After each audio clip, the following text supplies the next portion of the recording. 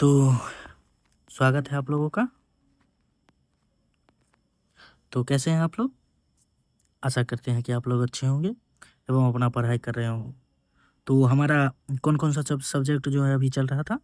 तो हमारा जो है एक ठो हिस्ट्री चल रहा है और एक ठो जो है हमारा केमिस्ट्री चल रहा है।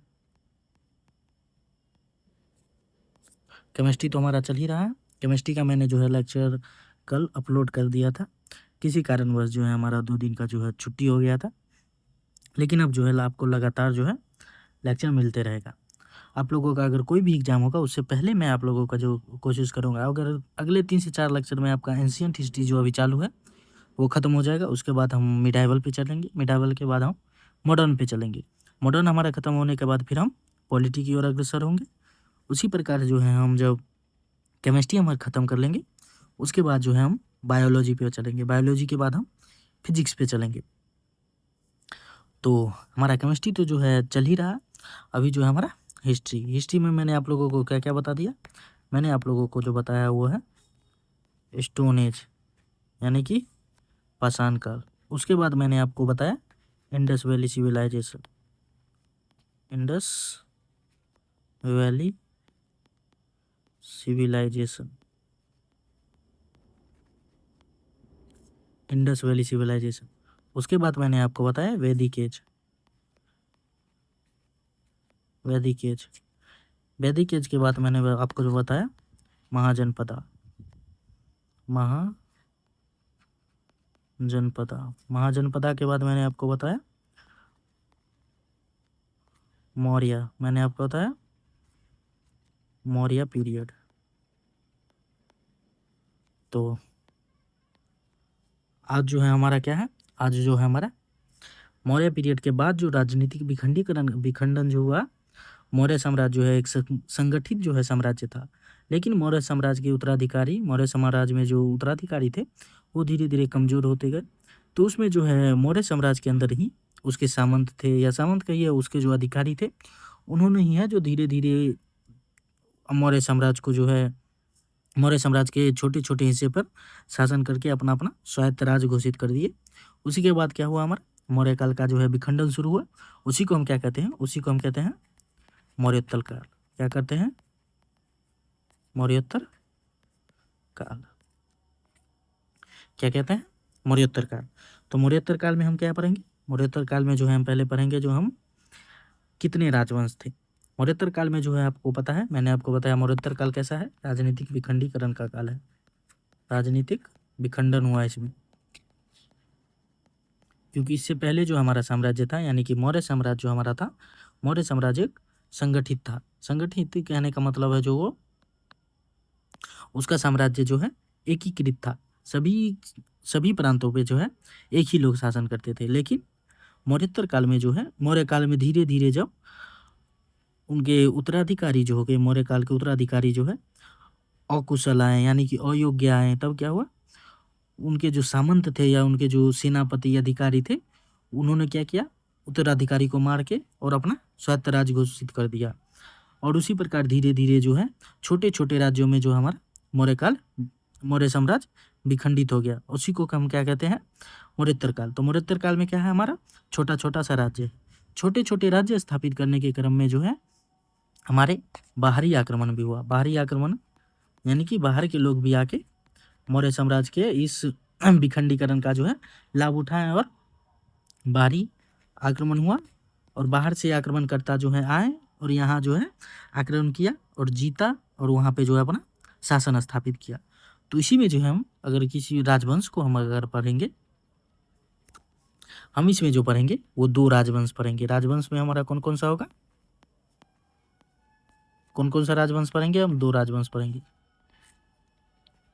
पहला हो गया हमारा देशी राजवंश और उसके बाद हो गया हमारा विदेशी राजवंश। विदेशी राजवंश। देशी राजवंश कौन है? देशी राजवंश जो है वैसे राजवंश थे जो भारत के अंदर थे और उस मौर्य काल में जो है सक्रिय थे। और मौर्य का साम्राज्य का जो है जब पतन का समय आया। पतन के समय में जो है वहीं के जो है लोग धीरे धीरे जो है विखंडित जो है मौर्य साम्राज्य पे अपना शासन स्थापित कर लिए। और विदेशी राजवंश कौन है? जो बाहर से आके मौर्य साम्राज्य में जो है राजनीतिक विखंडीकरण का लाभ उठा के मौर्य काल के छोटे छोटे भूभाग पे जो है शासन स्थापित कर लिए। तो देशी राजवंश क्या थे? देश के अंदर के राजा जो थे। और विदेशी राजवंश बाहर से आए आक्रमणकर्ता थे विदेशी राजवंश। देशी राजवंश में जो है हम पढ़ेंगे, देशी राजवंश में जो हमारा मुख्य है वो देशी राजवंश में है हमारा, देशी राजवंश में जो पहला है हमारा वो है शुंग वंश। क्या है हमारा? शुंग वंश। क्या है? शुंग वंश। शुंग वंश। जैसे मैंने आपको बताया जो अंतिम राजा थे अंतिम राजा थे मौर्य काल के जो है बृहद्रथ, उनका जो है हत्या करके उसी के ये शुंग जो थे पुष्यमित्र शुंग, वो मौर्य साम्राज्य के जो है अंतिम राजा यानी कि बृहद्रथ के सेनापति थे, उनको जो है मार करके और शुंग वंश का जो है नींव रखे। शुंग वंश के बाद हम पढ़ेंगे कण्व वंश। क्या पढ़ेंगे? कण्व वंश। उसके बाद चेदी वंश। चेदी वंश। उसके बाद हम पढ़ेंगे, ये हो गया शुंग कण्व चेदी। उसके बाद हमारा हो गया सातवाहन वंश। को क्या हो गया? सॉरी उल्टा लिख दिए, सातवाहन वंश। ये जो हमारा है ये है देशी राजवंश। और यहाँ जो होगा ये होगा हमारा विदेशी राजवंश।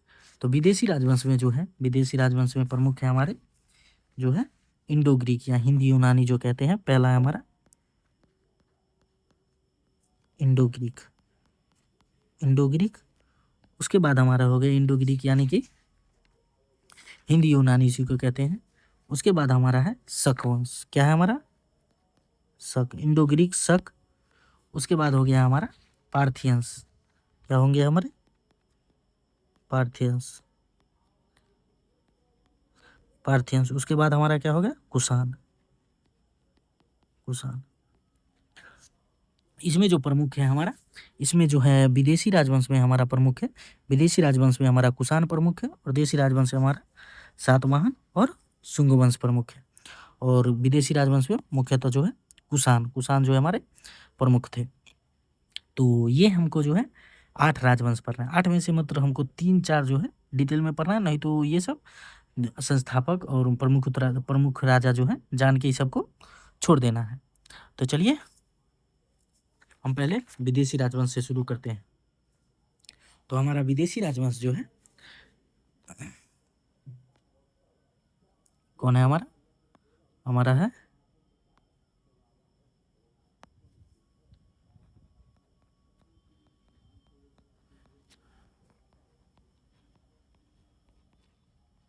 विदेशी राजवंश।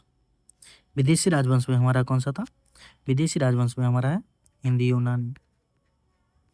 हिंद यूनानी या इंडो ग्रीक। कौन है हमारा? हिंदी यूनानी या इंडो ग्रीक। तो इसकी अगर बात किया जाए जो इसके संस्थापक कौन थे, तो इसके जो है संस्थापक थे, इसके संस्थापक वो थे एंडियोकस। कौन थे? एंडियोकस। एंडियोकस जो है इनके संस्थापक थे। कौन थे? एंडियोकस जो है इनके संस्थापक थे। और हिंदी यूनानी जो है कहाँ पे शासन किए थे? तो इन्होंने जो है उत्तर पश्चिम की तरफ से जो है उत्तर पश्चिम क्षेत्र पर जो है उत्तर पश्चिम क्षेत्र पर जो है शासन किया था। उत्तर पश्चिम क्षेत्र यानी कि अफगानिस्तान के क्षेत्र पे जो है इन्होंने शासन किया था। और इसमें एक हमारे प्रमुख राजा, ये तो हो गए हमारे संस्थापक, इसमें एक प्रमुख राजा है वो है हमारा मिनांडर। क्या है हमारे प्रमुख राजा? मिनांडर। मिनांडर। मिनांडर जो है जिनका शासनकाल जो है हमारा था इंडो ग्रीक जो है, इंडो ग्रीक यानी कि हिंदी यूनानी, ये कब से कब तक शासन किए? ये 2nd BC से लेके और 1st सेंचुरी BC तक, इतना दिन तक जो है इन्होंने शासन किया। तो हिंदी यूनानी का प्रमुख शासक में एक कौन है हमारे? एक है मिनांडर। इनकी मिनांडर क्यों पढ़ते हैं? मिनांडर जो है एक हमारे जो है नागसेन नाम के जो है विद्ध भिक्षु थे, उनके साथ जो है वार्तालाप में इनका नाम आता है। नाम कहाँ आता है? मिलिंद प्रश्न नाम का एक ग्रंथ है। क्या है? मिलिंद प्रश्न। मिलिंद प्रश्न। मिलिंद प्रश्न में जो है, मिलिंद प्रश्न में इनका उल्लेख है, इनका वर्णन है। वर्णन है किनके साथ है? नागसेन के साथ। नागसेन के साथ वर्णन है। किनके साथ है? नागसेन के साथ वर्णन है। इन्होंने कौन सा धर्म अपनाया?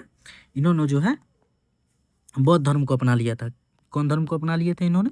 इन्होंने जो है बौद्ध धर्म अपनाया था, बौद्ध धर्म अपना लिया था। तो ये थे हमारे मिनांडर। उसी प्रकार हमारे एक थे यूक्रोटाइडस। यूक्रोटाइडस कौन थे? यूक्रोटाइडस इनके इस वंश को जो है हिंदी यूनानी वंश के एक और शासक थे। यूक्रोटाइडस। यूक्रोटाइडस। यूक्रोटाइडस जो है इन्होंने जो है हेलियोडोरस नामक दूत को जो है शुंग शासक के दरबार में जो है इन्होंने हेलियोडोरस को भेजा था। किसको? हेलियोडोरस को जो है शुंग शासक के दरबार में भेजा। शुंग शासक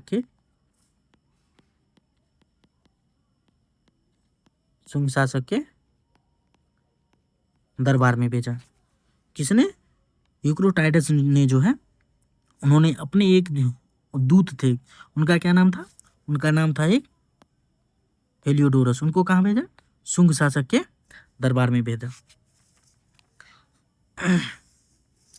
शुंग शासक के दरबार में कौन भेजे थे? यूक्रोटाइडस। किसको भेजे थे? हेलियोडोरस को भेजे थे। और अगर बात किया जाए जो इनका हिंदी यूनानी के कारण क्या है वो, तो हिंदी यूनानी के कारण जो है लेख युक्त सिक्के जारी हुए। हिंदी यूनानी ने जो है लेख युक्त सिक्के जारी किए। लेख युक्त सिक्के जारी किए। लेख युक्त सिक्के किसने जारी किए?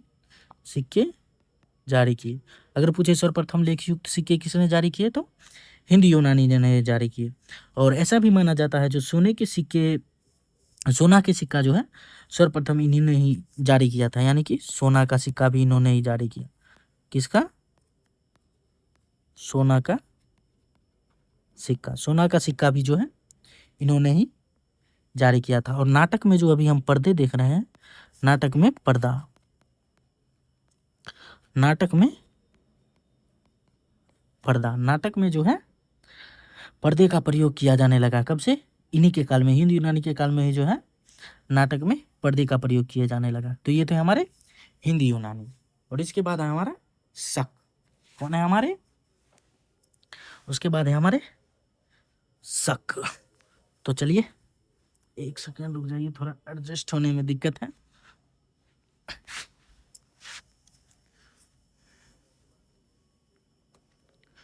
तो है हमारे शक। चलिए देखते हैं आप।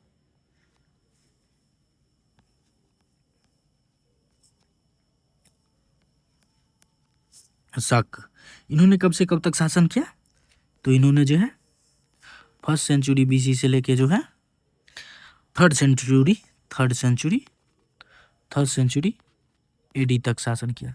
अगर पूछा जाए जो भारत में सबसे लंबा जो है किसने शासन किया था, तो इसी शक ने जो है शासन किया था। तो ये कहाँ से आए थे? तो ये जो है शक, ये मध्य एशिया से आए थे। कहाँ से आए थे? मध्य एशिया से आए थे। कहाँ से आए थे? मध्य एशिया से आए थे। और इन्होंने जो भारत में मध्य एशिया में से आए, और इन्होंने क्या किया? इन्होंने जो है इंडो ग्रीक को जो है कमजोर किया। इन्होंने इंडो ग्रीक यानी कि जो मैंने आपको ऊपर बताया हिंदी यूनानी, उनको क्या किया? इंडो ग्रीक को कमजोर किया। इंडो ग्रीक को क्या किया? इंडो ग्रीक को कमजोर किया, यानी कि उनको पराजित करके जो है क्या किए? या तो हरा दिए थे, यानी कि कमजोर किए और उनको हरा के जो है अपना शासन स्थापित किए। शक ने किन्होंने? शक ने इंडो ग्रीक को हराया। और इन्होंने जो है अफगानिस्तान के क्षेत्र पे क्या किया? शासन स्थापित किया। और इन्होंने जो है ये जो है शासन में क्षत्रप का जो है क्षत्रप के द्वारा शासन करते थे। क्षत्रप के द्वारा शासन किया, क्षत्रप के द्वारा शासन किया। जैसे हमारा भी है जो पश्चिमी कमांड है, दक्षिणी कमांड है, जहाँ से मिलिट्री ऑपरेट करती है, उसी प्रकार जो है उस समय जो है इन्होंने क्या किया था, इन्होंने क्षत्रप यानी कि उस समय का मिलिट्री कमांड उनका, इन्होंने क्या किया, क्षत्रप के द्वारा ही जो है शासन किया। किनके द्वारा? क्षत्रप के द्वारा। और इसी क्षत्र में एक था हमारा पश्चिमी क्षत्रप। कौन था हमारा? पश्चिमी क्षत्रप। पश्चिमी क्षत्रप। और इसी पश्चिमी क्षत्रप से जो है हमारा रुद्रदामा। कौन थे हमारे? रुद्रदामा। पश्चिमी क्षत्रप से ही जो है रुद्रदामा का संबंध है। इसी पश्चिमी क्षत्रप से जो है रुद्रदामा का संबंध है। अगर पूछे जो रुद्रदामा का संबंध किससे था तो कौन से क्षत्रप से था, तो कौन सा क्षत्रप था हमारा? पश्चिमी क्षत्रप से। तो अगर बात किया जाए जो अगर पूछा जाए जो रुद्रदामा का कौन सा अभिलेख है, तो रुद्रदामा का 100 जूनागढ़ अभिलेख है। कौन सा अभिलेख है? जूनागढ़ अभिलेख। कौन सा अभिलेख है हमारा? जूनागढ़ अभिलेख। इसी से जो है इनकी जानकारी मिलती है। और इसमें क्या बोला गया है? सुदर्शन झील के जो है उत्थार के बारे में बताया गया है। और इन्होंने जूनागढ़ में जो है किनका उल्लेख करते हैं? जूनागढ़ में जो मौर्य शासक अशोक एवं चंद्रगुप्त का उल्लेख है। यानी कि जूनागढ़ में अशोक व चंद्रगुप्त का उल्लेख है। किसका उल्लेख है? अशोक और चंद्रगुप्त का उल्लेख है। तो यही हो गए। शक में हमारे मात्र एक ही जो है प्रमुख शासक थे। कौन थे हमारे शक में प्रमुख शासक? प्रमुख शासक थे हमारे रुद्रदामा। अगर इसके बारे में पूछा जाए जो इसके संस्थापक कौन थे? कौन? संस्थापक। यानी कि शक वंश को स्थापित किसने किया था? तो माउस नामक जो है व्यक्ति थे, यानी कि राजा थे, जिन्होंने शक वंश की जो है जिन्होंने स्थापना की थी। माउस बोला या मोले या मोगा, माउस या मोगा, ये दोनों में से कौन बोले तो वो आप टिक कर दीजिएगा। अगर पूछे शक वंश के जो है संस्थापक कौन थे तो माउस या मोगा। तो ये हो गया हमारा शक। क्या हो गया हमारा? इंडो ग्रीक हो गया, शक हो गया हमारा। अब हमारा कौन सा बच गया? अब हमारा बच गया पार्थियंस और कुषाण। कौन सा बच गया हमारा? पार्थियंस और कुषाण। पार्थियंस और एक ठो बच गया हमारा। तो चलिए पार्थियंस जो छोटा सा है, पार्थियंस के बारे में जान लेते हैं। पार्थियंस ने कब से कब तक शासन किया, इसके संस्थापक कौन थे और प्रमुख राजा कौन थे? तो पार्थियंस जो है फर्स्ट सेंचुरी एडी में बहुत ही छोटे शासनकाल में इन्होंने क्या किया? शासन किया। तो फर्स्ट सेंचुरी एडी में जो इन्होंने शासन किया। और इनके संस्थापक जो थे इनके संस्थापक थे वोनोन्स। क्या थे? वोनोन्स। थोड़ा नाम अजीब है लेकिन आप याद रखिए, वोनोन्स। ये कौन थे? इनके संस्थापक थे। कौन थे? संस्थापक। और प्रमुख राजा कौन थे? प्रमुख राजा थे गोंडोफर्नीज। कौन थे? गोंडोफर्नीज। कौन थे? प्रमुख शासक गोंडोफर्नीज थे। और गोंडोफर्नीज का उल्लेख क्यों किया जाता है पार्थियंस के काल में? क्योंकि इसी समय जो है ईसाई मिशनरी जो है भारत आए थे। ईसाई जो है यात्री भारत की यात्रा पर आए थे। कौन? संत टॉमस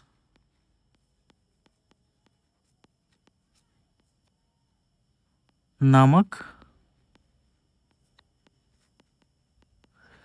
ईसाई यात्री भारत आए, इसीलिए इनका उल्लेख किया जाता है। तो पार्थियंस ने कब तक शासन किया था? फर्स्ट सेंचुरी एडी में है जो उन्होंने शासन किया था। और शासन कहाँ किया था? उत्तर पश्चिम क्षेत्र पे किया था। और अगर बात किया जाए जो उनके संस्थापक कौन थे तो उनके संस्थापक थे वोनोन्स। और प्रमुख शासक कौन थे?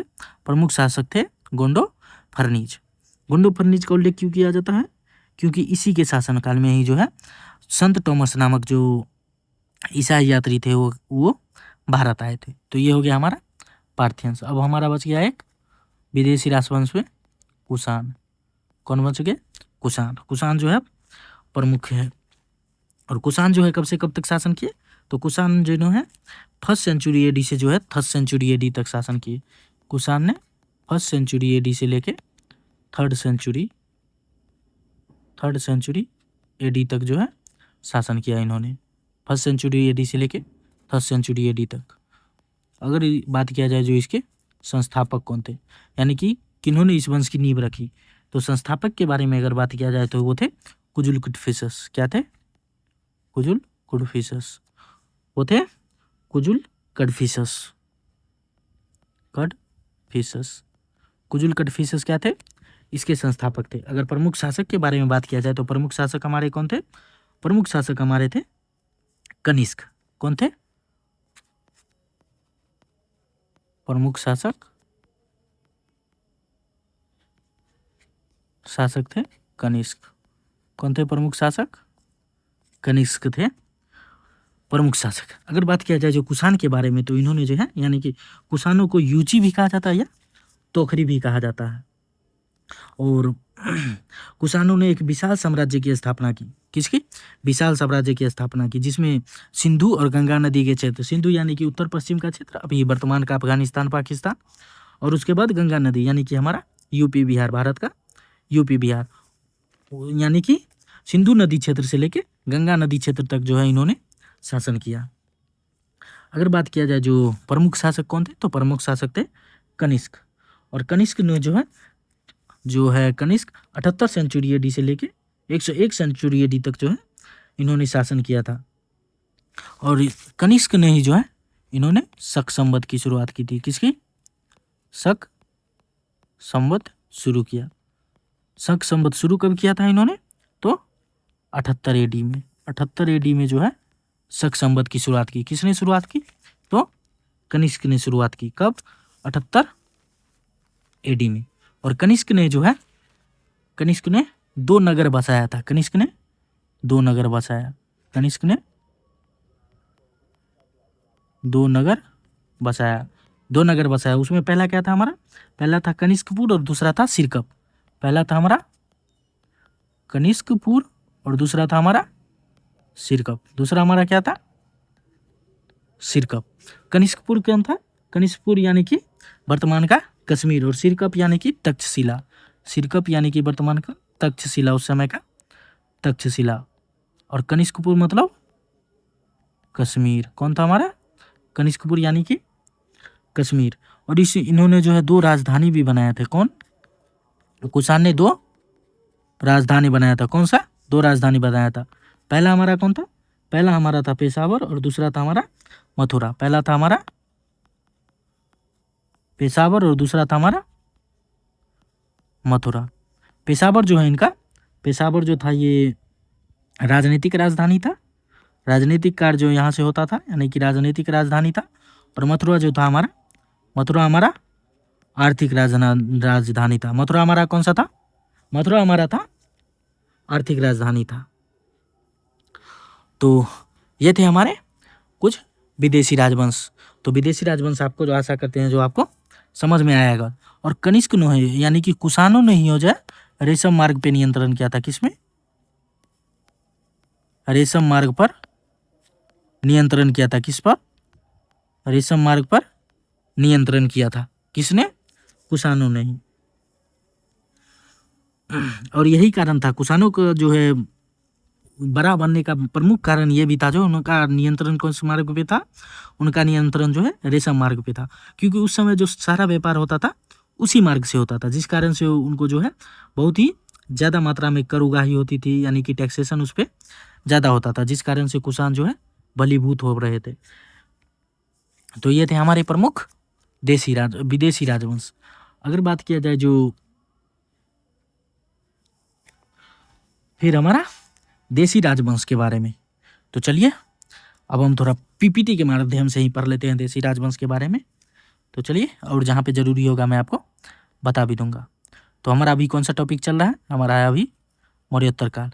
और मौर्योत्तर काल का समय अवधि कब से है? 200 ईसा पूर्व से लेके 300 ईस्वी तक है। और इसका विशेषता क्या है, इसको राजनीतिक विखंडीकरण का युग कहते हैं। क्यों कहते हैं मैंने आपको बताया, क्योंकि इससे पहले का युग जो था वो केंद्रीकृत था, यानी कि मौर्य साम्राज्य हमारा क्या था, केंद्रीकृत था। और मौर्य साम्राज्य ही है जब छोटे छोटे राज्यों में टूटा तो मौर्योत्तर काल का जो है, मौर्योत्तर काल उसी को कहा जाता है जब हमारा मौर्य साम्राज्य टूट गया। और इसका महत्व क्या है, मध्य एशिया और भारत का घनिष्ठ संपर्क। क्यों, क्योंकि हमारे जो आक्रमणकारी थे वो कहाँ के थे, मध्य एशिया के थे, जिन्होंने क्या किया, भारत और मध्य एशिया के बीच व्यापार को सुसंगठित किए और संपर्क जो है ज़्यादा घनिष्ठ हुआ। और उपनाम इसको क्या कहा जाता है, अंतरिम युग, यानी कि एज ऑफ ट्रांजिशन। ट्रांजिशन क्यों, क्योंकि इससे जो है मौर्य काल और गुप्त काल के बीच का काल है, जिस कारण से इसको ट्रांजिशन युग कहते हैं। तो मौर्योत्तर काल जो है, मौर्य के बाद का समय, एक साम्राज्य नहीं, यानी कि बहुत ही छोटे छोटे राज्यों में जो है ये साम्राज्य बिखरा हुआ था। अनेक छोटे छोटे राज्यों का दौर जिसने गुप्त काल की नींव रखी। और इसी छोटे छोटे काल के कारण क्या हुआ, गुप्त के जो प्रथम राजा थे, यानी कि जो चंद्रगुप्त थे, उन्होंने वास्तविक राजा, उन्होंने इस छोटे छोटे राज्यों को जीत के अपना एक बहुत बड़ा राज्य रख लिया। तो इसी के बाद जो है हमारा, चलिए विदेशी राजवंश तो मैंने आपको ऊपर बताया, चलिए अब देशी राजवंश देख लेते हैं।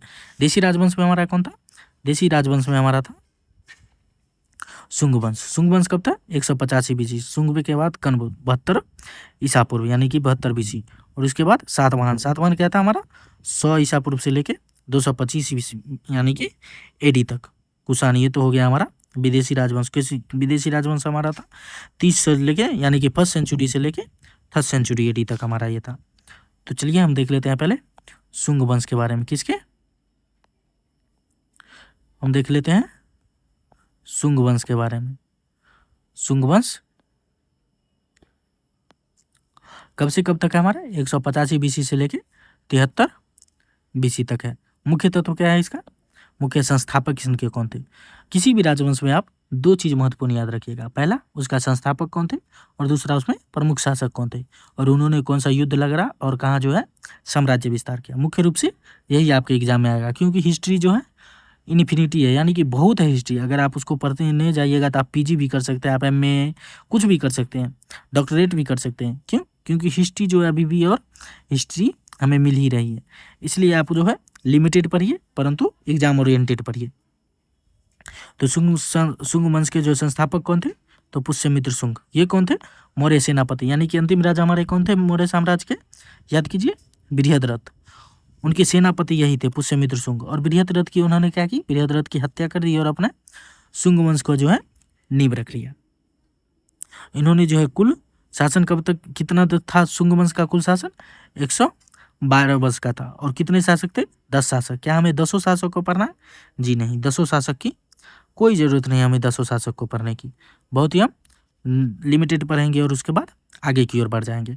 उसके बाद हमारा शुंग वंश की राजधानी हमारी कहाँ थी, जो शुंग वंश की राजधानी तो पाटलिपुत्र थी, और उसके बाद कहाँ स्थानांतरित होगी, विदिशा, यानी कि मध्य प्रदेश हमारा स्थानांतरित होगी। पहले थे बिहार, यानी कि पाटलिपुत्रा, और किसी कारणवश जो वहाँ से विदिशा स्थानांतरित हो गई। कहाँ हो गई स्थानांतरित, विदिशा स्थानांतरित हो गई। स्थापना कब हुआ था, स्थापना हुआ था 125 ईसा पूर्व, यानी कि 125 बीसी में स्थापना हुआ था किस वंश का, शुंग वंश का। और कब हुआ था, जब बृहद्रथ की हत्या की। बृहद्रथ की हत्या की किसने, पुष्यमित्र शुंग ने, क्योंकि बृहद्रथ के सेनापति थे पुष्यमित्र शुंग। उसी का फायदा उठाते हुए उन्होंने क्या किया, बृहद्रथ की हत्या की, उसके बाद शुंग वंश की स्थापना की, शुंग वंश की स्थापना की। और धर्म के बारे में बात किया जाए तो ये ब्राह्मणवादी पुनरुत्थान थे, यानी कि शुंग वंश जो है वो ब्राह्मण धर्म को समर्थन देते थे।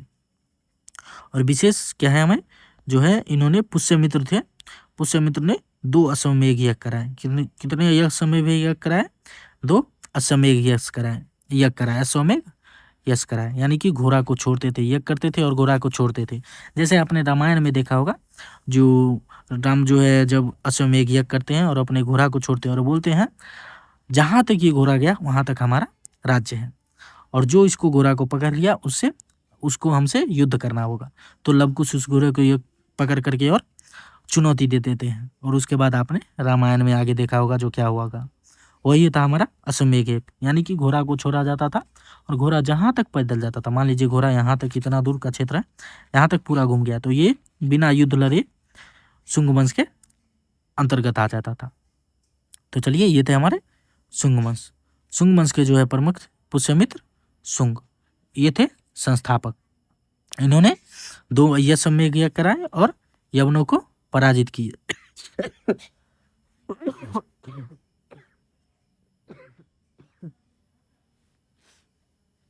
क्या किया इन्होंने? 2 अश्वमेध यज्ञ कराए और यवन को जो है पराजित किए। और दूसरा जो है अग्निमित्र, हमारे कौन से? अग्निमित्र हमारे शासक थे। और कालिदास का एक नाटक है, बहुत ही प्रसिद्ध नाटक है, मालविका अग्निमित्र। कौन है? मालविका अग्निमित्र। तो इन्हीं का जो है मालविका अग्निमित्र का एक पात्र कौन है? हमारे अग्निमित्र।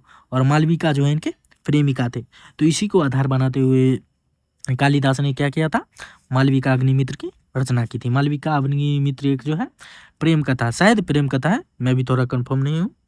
तो जैसा जितना हमको पता है शायद ये प्रेम कथा है। तो अग्निमित्र क्यों जाने जाते हैं? क्योंकि कालिदास ने उनके ऊपर जो है एक रचना की थी जिसका नाम था मालविका अग्निमित्र, जिस कारण से अग्निमित्र की चर्चा होती रहती है, इसलिए इसमें अग्निमित्र को पढ़ा जाता है। और उसके बाद है हमारे अंतिम शासक। अंतिम शासक थे देवभूति। के थे? कौन थे? देवभूति। और देवभूति की जो है हत्या करके वसुदेव कण्व ने इसकी हत्या की और कण्व वंश की नींव रखी। देख रहे हैं, उनके ही सेनापति या उनके ही मित्र जो है लगातार हत्या करके अपने अपने वंश का नींव रख रहे हैं। तो ये थे हमारे शक वंश। अगर बात किया जाए इस समय की सांस्कृतिक उपलब्धियां क्या थी, तो भरूत स्तूप का निर्माण कराया गया। भरूत स्तूप का निर्माण कराया गया। जैसे आप लोगों को पता है, जो स्तूप जो है बौद्ध धर्म का प्रतीक है। स्तूप हमारा कौन सा है? बौद्ध धर्म का प्रतीक है। लेकिन पुष्यमित्र सिंह किस धर्म को मानते थे? वो मानते ब्राह्मणवादी धर्म को। ब्राह्मण थे, ब्राह्मण धर्म को वो मानते थे। तो इसीलिए कहा जाता है जो पुष्यमित्र शुंग जो है वो उन्होंने जो है स्तूपों का विनाश कर दिया, स्तूपों का विनाश कर दिया। लेकिन यहाँ से जो है हमें साक्ष्य भी मिलता है, जो भरूत स्तूप का निर्माण किसने कराया था? शुंग वंश में ही भरूत स्तूप का निर्माण हुआ। सांची स्तूप का जो है फिर से उद्धार, यानी कि सांची स्तूप फिर से बनाया गया। तो बहुत से साक्ष्य में ऐसा लिखा हुआ है जो पुष्यमित्र शुंग जो है बौद्ध विरोधी थे। लेकिन ऐसा हमको साक्ष्य से तो नहीं पता चलता। हो सकता है कोई कारणवश उसको कहा गया हो, लेकिन साक्ष्य से तो हमें पता चलता है जो शुंग वंश में जो है, शुंग वंश में भी बौद्ध धर्म को संरक्षण मिला था। तो उसमें जो है भरूत स्तूप का निर्माण हुआ, सांची स्तूप का जीर्णोद्धार हुआ। पतंजलि ने जो है महाभाष्य और योग से सूत्र लिखा। और यहाँ से जो है फिर से हिंदू धर्म का पुनरुद्धार हुआ। और गुप्त काल में जाते जाते ये हिंदू धर्म अपने चरमोत्कर्ष पे पहुंच जाएगी, यानी कि अपने पीक पे पहुंच जाएगी। कौन? हिंदू धर्म। किस काल में? गुप्त काल में। इसीलिए गुप्त काल में और भी बहुत कारण है जिस कारण से गुप्त काल को क्या कहा जाता है? गुप्त काल को स्वर्ण काल कहा जाता है। उसके बाद हमारे थे शुंग वंश के जो है अंतिम शासक देवभूति की रचना। किन्होंने? वसुदेव कण्व ने जो है देवभूति की हत्या की और कण्व वंश की नींव रखी। कण्व वंश। तो चलिए कण्व वंश के बारे में जानते हैं। और विदेशी राजवंश तो मैंने आपको बताया, लेकिन एक सरसरी निगाहें से आप जो है देख लीजिएगा। कण्व वंश जो है इनका शासनकाल कब से है? 72 BC से 28 BC तक। संस्थापक कौन थे? वसुदेव थे। शुंग शासक देवभूति की हत्या करके इन्होंने क्या किया था? कण्व वंश की स्थापना की थी। क्षेत्र क्या था? मगध, यानी कि बहुत ही छोटा सा राज्य था, केवल मगध में ही जो है ये विस्तारित था। क्षेत्र कौन सा था? हमारा मगध, यानी कि छोटा राज्य था ये बहुत ही। 4 शासक हुए और 45 वर्ष तक शासन किए। और अंततः सातवाहनों ने इन्हें समाप्त किया, यानी कि सातवाहन ने इनको हराया और उसके बाद अपना सातवाहन वंश की नींव रखी और सातवाहन वंश का विस्तार किया। किन्होंने? कण्व वंश को जो है पराजित करके सातवाहनों ने क्या किया? अपना साम्राज्य विस्तार किया। उसी के बाद था शुंग और कण्व का संयुक्त प्रयास। शुंग और कण्व का संयुक्त प्रयास। तो उन्होंने क्या किए थे? दोनों जो थे हिंदू धर्म का पुनरुद्धार किए दोनों ने। संस्कृत भाषा का जो है प्रभाव बढ़ा इसी कारण में। मौर्य प्रशासनिक प्रणाली जारी रही। मौर्य प्रशासन क्या था हमारा? सबसे ऊपर राजा होता था, उसके नीचे मंत्री होता था। वही शासन जो है हमारा यहाँ भी लागू रहा।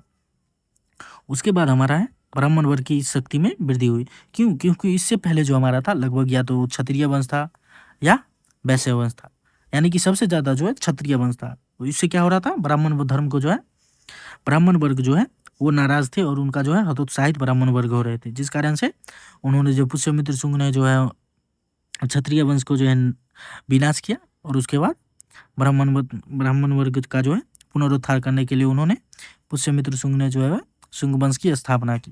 तो शुंग वंश और कण्व वंश ने मिलकर क्या किया? हिंदू धर्म का पुनरुद्धार किया, संस्कृत भाषा का प्रभाव बढ़ा उसी कारण में, और मौर्य वंश प्रशासनिक प्रणाली जारी रही, ब्राह्मण वर्ग की शक्ति में वृद्धि हुई। तो ये थे हमारे देसी राजवंश। एक हमारे देसी राजवंश और बच गए हैं जो है सातवाहन। उससे पहले आप एक और सरसरी निगाहें से विदेशी राजवंश चारों देख लीजिए। पहले मैंने आपको बताया संस्था इंडो ग्रीक, और उसके शासक पहले थे हमारे मिनेंडर या मिलिंद, जिसका जो है उल्लेख मिलिंद प्रश्न में मिलता है किनके साथ, नागसेन के साथ। और प्रथम विदेशी जो है द्विभाषी सिक्के जिन्होंने जारी किए थे। उसके बाद था हमारा शक। शक जो है उनमें प्रमुख क्या थे हमारे, रुद्रदामा प्रथम। छत्र प्रणाली उन्होंने जो है छत्र प्रणाली के द्वारा उन्होंने शासन किया, और पश्चिमी भारत में उन्होंने सबसे ज़्यादा वर्ष तक से शासन किया। पश्चिमी भारत में सबसे ज़्यादा वर्ष तक शासन किया किन्होंने, शकों ने। उसके बाद थे हमारे पार्थियन, यानी कि पार्थियंस को पहलव भी कहते हैं। तो उनका शासक जो है गुंडुफर्नीज है। गुंडुफर्नीज प्रमुख क्या थे हमारे, गुंडुफर्नीज थे। उन्होंने क्या किया, भारत पश्चिमी व्यापार सेतु बनाया, यानी कि भारत से पश्चिम जो है व्यापार होना पार्थियंस ने क्या किया, शुरू किया। भारत से व्यापार शुरू हो गया वहाँ से। उसके बाद हमारे थे कुषाण। इसके शासक जो थे, प्रमुख शासक थे कनिष्क, और उन्होंने क्या किया, बौद्ध धर्म को संरक्षण दिया और कंधार कला को संरक्षण दिया। उस समय जो है 3 कला प्रमुख था। पहला था हमारा मथुरा कला, दूसरा था हमारा कंधार कला, और तीसरा था हमारा अमरावती कला। कंधार कला जो था वो अफगानिस्तान की ओर प्रचलित था। मथुरा कला हमारा जो था यूपी बिहार यानी कि मथुरा के क्षेत्र में प्रचलित था। और उसके बाद अगर बात किया जाए जो अमरावती कला, तो अमरावती कला जो है वर्तमान के आंध्र प्रदेश की तरफ प्रचलित था। तो आंध्र प्रदेश की तरफ जितने राज्य होंगे उन्होंने क्या किया होगा, अमरावती कला का संरक्षण किया होगा। ऊपर की तरफ अफगानिस्तान की तरफ जो होंगे उन्होंने क्या किया होगा, गंधार कला का संरक्षण किया होगा। उसके बाद जो यूपी बिहार की तरफ होंगे उन्होंने क्या किया होगा, उन्होंने जी क्या किया होगा, उन्होंने मथुरा कला को संरक्षण दिया होगा। तो इन्होंने कुषाणों ने जो है बौद्ध धर्म अपनाया और गंधार कला का जो है समर्थन किया। तो ये हो गया हमारे वंश। एक तो हमारे और राजवंश वंश के, वो हमारे कौन है, वो है हमारे सातवाहन राजवंश। सातवाहन राजवंश का शासनकाल कब से कब तक है, 100 ईस्वी से लेके 100 ईसा पूर्व यानी कि 100 ईसा पूर्व यानी कि 1st सेंचुरी बीसी से लेके 2nd century BC 3rd century BD तक 3rd सेंचुरी एडी तक जो है इनका शासनकाल रहा। और इसके संस्थापक कौन थे, इनके संस्थापक थे सिमुक। राजभाषा क्या था हमारा, इस समय का जो राजभाषा था वो था प्राकृत, और लिपि क्या थी हमें, ब्राह्मी लिपि थी। और व्यापार कब से होता, कहाँ से होता था, दक्षिणापथ। उत्तरापथ इस समय जो 2 मार्ग था, पहला था हमारा उत्तरापथ और दूसरा था दक्षिणापथ। तो इस समय जो व्यापार किससे होता था, व्यापार होता था हमारा दक्षिणापथ से। और उस समय के जो है, तो चलिए सातवाहन वंश के शासक देख लेते हैं। पहले हमें गौतमीपुत्र सातकर्णी, कौन है, गौतमीपुत्र सातकर्णी सबसे प्रमुख शासक है हमारे, यही है गौतमीपुत्र सातकर्णी। इन्होंने शकों को पराजित किया। किनको पराजित किया, शकों को पराजित किया। सबसे लंबा शासन जो है मौर्योत्तर काल में इन्होंने किया था, किन्होंने, शकों ने। उनको पराजित कौन की, गौतमीपुत्र सातकर्णी। और इन्होंने दक्षिणापथपति का जो है उपाधि धारण किया। किनका, दक्षिणापथपति का जो है उपाधि धारण किया। और इनको सबसे महान शासक इन्होंने इसलिए कहा जाता है क्योंकि इन्होंने क्या किया था, शकों को जो है पराजित किया था। उसके पास थे वशिष्ठिपुत्र पुलुमामी। इन्होंने क्या किया, साम्राज्य का विस्तार किया, यानी कि कुषाणों से संबंध अच्छे किए, और एवं शादी हो गया या युद्ध हो गया, उससे जो है कुषाण से संबंध थे, जिस कारण से साम्राज्य विस्तार हुआ। उसके बाद हमारे एक थे यज्ञश्री सातकर्णी। इन्होंने ये थे अंतिम महत्वपूर्ण शासक। इन्होंने नौसेना की नींव रखी। किसकी नींव रखी, नौसेना का नींव रखी। इससे पहले जो है सभी शासक क्या करते थे, ये सभी शासक जो है स्थल सेना पे ही ध्यान केंद्रित करते थे। लेकिन यज्ञश्री सातकर्णी भविष्य को देखते हुए उन्होंने क्या किया, उन्होंने नौसेना का जो है विस्तार किया, यानी कि नौसेना जो है गठित किया। तो इस समय की सातवाहन काल की विशेषता या सातवाहन वंश की विशेषता क्या है, इनकी विशेषता है जो धार्मिक सहिष्णुता। धार्मिक सहिष्णुता क्या होते हैं, जो सभी धर्मों के साथ एक जैसा रहना, किसी के साथ भेदभाव न करना। तो इन्होंने क्या किया, ब्राह्मण प्लस बौद्ध धर्म दोनों को जो है संरक्षण प्रदान किए। व्यापार पर नियंत्रण किए, यानी कि उत्तर और दक्षिणा मार्ग यानी कि दक्षिणापथ पर क्या किया, कब्जा किया और नियंत्रण भी स्थापित किया। और मातृसूचक नाम, याद होगा इससे पहले मैंने आप लोगों को बताया, इससे पहले जो है पितृसत्तात्मक समाज था, यानी कि पिता यानी कि पुत्र को, पिता पुत्र को इज्जत दिया जाता था या वरीयता दी जाती थी। लेकिन सॉरी थोड़ा माफ कीजिएगा। लेकिन सातवाहन वंश में जो है मातृसूचक नाम था। मातृसूचक नाम मतलब माँ के नाम पर उपाधि धारण किया जाता। जैसे गौतमी पुत्र कौन थे? गौतमी पुत्र सातकर्णी। सातकर्णी किसके पुत्र थे? गौतमी के पुत्र थे। वशिष्ठी पुत्र क्या थे? पुलुमावी के किनके पुत्र थे? वशिष्ठी के पुत्र थे। इसीलिए इन्होंने जो है गौतमी पुत्र, वशिष्ठी पुत्र, इसी प्रकार उपाधि धारण किया। तो इससे क्या होता है, माता को जो है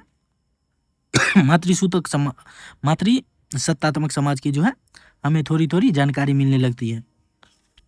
और इसके बाद अगर बात किया जाए धार्मिक और सांस्कृतिक योगदान इनका क्या था, तो इन्होंने अमरावती स्तूप का निर्माण किया, नागार्जुनी कोंडा का निर्माण किया, कार्ले कन्हेरी और अजंता गुफाओं का जो है प्रारंभिक चरण इसी के काल में हुआ।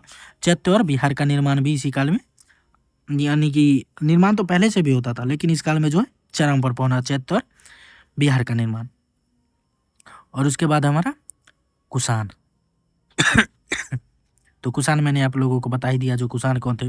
कनिष्क महान। गंधार कला का जो है इन्होंने संरक्षण दिया था।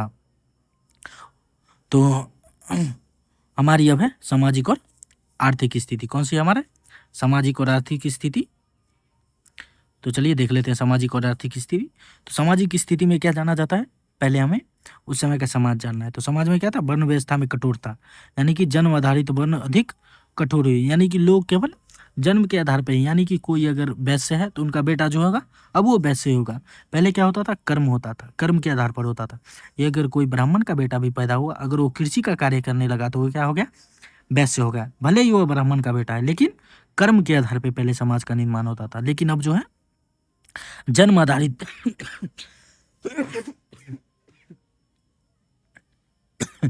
अब जो है जन्म आधारित हो गया था। और गिल्ड उस समय की श्रेणी क्या थी? व्यापारिक और शिल्पकारी संघ शक्तियां समाज में महत्वपूर्ण भूमिका निभाती थी। ये लोग जो थे इस समय जो बहुत ही उन्नत हो गए थे, यानी कि समाज में इनका बहुत ही पकड़ स्थिति हो चुका था, जिस कारण से और भी समाज की स्थिति खराब थी। विदेशी प्रभाव हुआ। क्यों? क्योंकि शक कुषाण के साथ साथ नए सांस्कृतिक तत्वों का समावेश भी हुआ, जिस कारण से सामाजिक स्थिति क्या हुई? और विकट हुई। क्यों? क्योंकि उस पर विदेशी प्रभाव पड़ा। पहले यहाँ कोट का प्रयोग नहीं होता था, विदेशी आए कोट लेके आए, ऊपर से टोपी लेके आए, घोड़ा पे लगाम रकाब ये सब लेके आए, जिस कारण से क्या हुआ? समाज में और भी अस्थिरता फैली। उसके बाद क्या हुई? जाति व्यवस्था की नींव। आधुनिक जाति व्यवस्था इसी काल में विकसित होने लगी। आधुनिक जो जाति व्यवस्था हमारा अभी का, वो कब से विकसित हुआ? हमें मौर्योत्तर काल से जो है, इसी काल से आधुनिक जाति व्यवस्था जो है विकसित होना आरंभ हुआ। महिलाओं की स्थिति के बारे में अगर बात किया जाए तो महिला की स्थिति क्या थी? उच्च वर्ग में शिक्षा, निम्न वर्ग में स्थिति गिरती रही। उच्च वर्ग में तो लोग शिक्षित थे, लेकिन निम्न वर्ग के जो महिला थी उनकी स्थिति पहले से भी और भी खराब हो गई। उच्च वर्ग में शिक्षा क्यों है? ऐसा क्यों कहा जाता है? क्योंकि देख लीजिए, राजा जो है वो अपने नाम के पीछे अपने माँ का नाम का इस्तेमाल करते हैं, यानी कि उस समय की उच्च वर्ग की जो महिलाएं थी उनकी स्थिति बहुत अच्छी थी, लेकिन निम्न वर्ग की महिलाएं की स्थिति खराब थी। तो ये थी हमारी राजनीतिक स्थिति। और अगर बात किया जाए जो आर्थिक स्थिति के बारे में, तो आर्थिक स्थिति में क्या था? कृषि, उस समय कृषि में उन्नति थी, लोहे के औजार के कारण, कुएं तालाब नहरों से सिंचाई के कारण। इसी कारण से क्या था? हमारा कृषि में उन्नति था। लोहे, कुएं, तालाब, नहरें, इसका साक्ष्य कहाँ से मिलता है? रुद्रदामा के अभिलेख से। रुद्रदामा के अभिलेख से, जो जूनागढ़ अभिलेख से जो है इसका साक्ष्य मिलता है। उसके बाद रोमन से व्यापार होने लगा था। क्यों? क्योंकि पहलव के शासनकाल में जो है पश्चिम से व्यापार क्या हो गया था? आरंभ हो गया था। तो मसाले, वस्त्र, मोती, हाथी दांत, ये सब का क्या होता था? निर्यात, यानी कि मसाले, वस्त्र, मोती, हाथी दांत ये सब भेजा जाता था, और सोना चांदी जो है मंगवाया जाता था। रोमन सिक्के भी इस समय जारी हुए। दक्षिण भारत में रोमन सिक्के के ढेर इस व्यापार के प्रमाण है। यानी कि रोमन सिक्के क्यों हमारे यहाँ पर आने लगे? क्यों? क्योंकि रोमन से व्यापार होता था, वहाँ के सिक्के लेके सब लोग, बहुत सारे लोग यहाँ आ जाते थे, जिस कारण से दक्षिण भारत में रोमन सिक्के का ढेर मिला। क्यों ढेर मिला? क्योंकि सबसे ज़्यादा जो है हमारा है पोर्ट, यानी कि सबसे ज़्यादा बंदरगाह हमारा था दक्षिण भारत में ही था, इस कारण से सबसे ज़्यादा साक्ष्य वहीं से मिला है। मुद्रा विविधता, सोने, कुषाण का जो है मुद्रा क्या था? सोना का था। चांदी, शक और सातवाहन का था चांदी का था। तांबे, शीशे के सिक्के ये सभी थे मुद्रा विविधता उस समय की। द्विभाषाई मुद्रा थे, यानी कि इंडो ग्रीक शासकों की द्विभाषी सिक्के इस काल की विशेषताएं थी। द्विभाषी सिक्के यानी कि सिक्के पे दो भाषा लिखी होती थी। तो उस समय की ये थी आर्थिक स्थिति। प्रशासन और सांस्कृतिक स्थिति देख लेते हैं। प्रशासन में विकेंद्रीकरण, यानी कि मौर्य केंद्रीकरण व्यवस्था समाप्त हुआ, राजा सामंतों पर निर्भर हो गए। सामंत कौन होते हैं? सामंत होते हैं जो छोटे छोटे राज्य, छोटे छोटे क्षेत्र पर शासन करते थे और वो राजा को शक्ति देते थे, वो थे हमारे सामंत। सेनापति की शक्ति, पुष्यमुद्र सिंह एक सेनापति था जो सम्राट बना। सेनापति की शक्ति की, क्योंकि उत्तराधिकारी मौर्य काल में जो है कमजोर हुए और सेनापति ने ही जो क्या किया, अपने शासक को मारा और अपना राज्य अभिषेक कराया और नया राज्य की नींव रखी। तो इसलिए उस समय की प्रशासनिक स्थिति क्या थी? सेनापति की शक्ति थी। और गणतंत्रों का जो है पुनरुत्थान, जैसे यौगल्य, मालवा, अर्जुनायन, कुनिंद आदि फिर शक्तिशाली हुए। भूमि अनुदान दिया गया। क्यों? ब्राह्मणों और धार्मिक संस्थाओं को भूमि दान की प्रथा शुरू की गई। इसी कारण अगर भूमि दान दीजिएगा तो क्या होगा, आप उस पर जो है कर नहीं ले सकते। कर नहीं ले सकते तो वो ले क्या करेंगे, उस भूमि दान जो भूमि जो आपने किसी को दिया वो क्या करेंगे, किसी दूसरे को दे देंगे और उससे जो वो कर लेते रहेंगे। तो उससे क्या हो गया, उससे उनका स्थिति, उनका जो है आय तो स्थित हो गया, यानी कि स्थिर हो गया। वहां से जो है निरंतर आय आते रहा है, जिस कारण से उनको काम करने की भी जरूरत नहीं होती थी। परंतु उनके बाद पैसा जो है, यानी कि उसके अंदर वो अपना मुद्रा बहुत एकत्रित करते थे और फिर धीरे धीरे इसी प्रकार अगर बहुत सारा पैसा इकट्ठे कर लेते थे तो वो क्या होते थे, वो अपना सेना रखने लगते थे। सेना रखने लगते थे तो वही क्या हो जाते थे, हमारे सामंत। सामंत कौन थे? जिनको राजा ने जो है कर मुक्त भूमि जो है दान किया हो और उस पे जो है शासन का भी दायित्व दिया हो। तो ये था हमारा भूमि अनुदान। ग्राम प्रशासन क्या था? सातवाहन में जो है सबसे छोटी इकाई ग्राम थी, प्रमुख थी गामिका। सातवाहन में सबसे छोटी इकाई शासन का क्या था? ग्राम। उसके प्रमुख क्या थे? हमारे गामिका। तो इस समय की ये थी हमारी प्रशासनिक स्थिति। और अगर कला के बारे में बात किया जाए तो मैंने आपको बताया जो इस समय 3 कला थी। पहला थी हमारी गंधार कला, मथुरा कला और अमरावती कला। गंधार कला में क्या था? यूनानी प्लस बौद्ध संगम था। यूनानी यानी कि जिन्होंने अफगानिस्तान के क्षेत्र पे शासन किया था। इंडो ग्रीक हो गए, शक कुषाण हो गए, पहलव हो गए, ये सब हो गए यूनानी। उनका जो है उस समय का जो है उन्होंने जो सीखा होगा अपने यहाँ, वो लाके यहाँ पे उपयोग किए। और बौद्ध संगम, यानी कि बौद्ध का जो है यहाँ भारत में तो बौद्ध धर्म का उत्थान ही हुआ, तो बौद्ध धर्म के जो है मूर्ति कला थी, उन दोनों का जो हुआ संगम हुआ, जिस कारण से बुद्ध की मानवीय मूर्तियाँ पहली बार, यानी कि रोमन हेलेनिस्टिक प्रभाव। रोमन क्या होता है? रोमन में जो है मूर्ति कला को बोला जाता है रोमन हेलेनिस्टिक प्रभाव। मथुरा कला हमारा क्या है? यह है पूर्ण भारतीय शैली, यानी कि लाल बलुआ पत्थर से बनता था, शुद्ध भारतीय परंपरा थी। विष्णु शिव बुद्ध की मूर्तियां मिलती थी। अमरावती को सातवाहन ने संरक्षण दिया। भाषा साहित्य के बारे में बात किया जाए तो संस्कृत का पुनरुत्थान हुआ, शासकीय भाषा बनी। पतंजलि ने महाभाष्य रखा, शूद्रक ने जो है मृच्छ कटिका रखी। तो ये था हमारा मौर्योत्तर काल। इसको एक बार और आप रिवाज कर लीजिएगा, तो अगर आप रिवाज करेंगे तो बहुत ही अच्छे तरीके से आपको जो है समझ में आएगा। तो चलिए देख लेते हैं जो मैंने आपको पहले इसमें क्या क्या बताया। पहले मैंने आपको बताया शुंग वंश, पहले उसके शासक थे पुष्यमित्र शुंग। उन्होंने अश्वमेध यज्ञ कराया, विदिशा को जो है राजधानी बनाई। पतंजलि ने जो है पतंजलि जो है महाभाष्य की रचना की। भरूत स्तूप और सांची स्तूप का जीर्णोद्धार हुआ। कण्व वंश के बारे में बताया। वसुदेव कण्व ने जो है शुंग वंश के अंतिम शासक को मार के कण्व वंश की नींव रखी। ब्राह्मण वंश को जो है ब्राह्मण वंश का उत्थान हुआ। 4 शासक इसमें थे। सातवाहनों ने समाप्त किया कण्व वंश को। सातवाहन के बारे में सिमुक थे संस्थापक, प्राकृतिक भाषा थी, गौतमी पुत्र थे उस समय के प्रमुख शासक। अमरावती स्तूप का निर्माण हुआ। नागार्जुनी कोंडा जो है उस बिहार का जो है निर्माण हुआ। विदेशी राजवंश में था। इंडो ग्रीक प्रथम थे। शक जो है छत्र प्रणाली के द्वारा शासन करते थे। पार्थियंस थे। कुषाण में कनिष्क महान जो है प्रमुख शासन थे। प्रशासन के बारे में बोले जो विकेंद्रीकरण था। क्यों? क्योंकि इस समय के जो है एक कोई बड़े राजा नहीं थे जो पूरे राज्य को संचालित करते थे, बल्कि छोटे छोटे राजा थे। जिस प्रकार से हमारा मौर्य साम्राज्य में एक राजा थे, उस प्रकार यहाँ नहीं थे, बल्कि यहाँ छोटे छोटे राजा थे। इसलिए यहाँ बोला जाता है तो विकेंद्रीकरण था। सामंतों का उदय। सामंतों का उदय क्यों? क्योंकि यहाँ के राजा जो क्या किए, कर मुक्त भूमि जो है दान देने लगे, तो जिस कारण से वहाँ सामंतों का उदय हुआ। गणतंत्रों का पुनरुत्थान हुआ। भूमि अनुदान दिया जाने लगा। अर्थव्यवस्था के बारे में बात किया जाए तो कृषि का सुधार हुआ। रोमन से व्यापार हुआ। रोमन के सिक्के दक्षिण के भारत में मिले। विविधता हुई धातु मुद्राएं में। समाज के बारे में बात किया जाए तो समाज व्यवस्था, वन व्यवस्था कठोर हुई, गिल्ड का विकास से गिल्ड शक्तिशाली हुई। क्यों? क्योंकि उस समय जो व्यापार बहुत अच्छा होता था, विदेशी जातियों का जो है समावेश हुआ। संस्कृति के बारे में बात किया जाए तो गंधार कला का विकास हुआ, मथुरा कला और अमरावती कला का जो है विकास हुआ और संस्कृति का जो है पुनरुत्थान हुआ।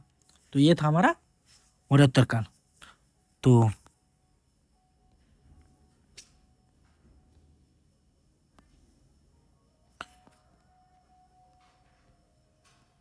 तो थैंक यू। मिलते हैं हम आपसे अगले लेक्चर में। तब तक अपना ध्यान रखिए, पढ़ते रहिए। तब तक के लिए जय Hind, tata, bye bye, good night.